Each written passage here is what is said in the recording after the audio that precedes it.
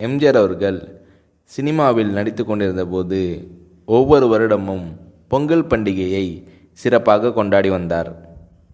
அந்த நாளில் நலிந்த கலைஞர்களுக்கு மற்றும் ஏழை எளியவர்களுக்கு வேட்டி, சட்டை, புது புடவை எல்லாம் எடுத்து கொடுப்பார். அதிமுக அலுவலகம் இருக்கும் அந்த இடத்தில்தான் எம்ஜிஆர் அவர்கள் ஆண்டுதோறும் பொங்கலை சிறப்பாக கொண்டாடுவார்.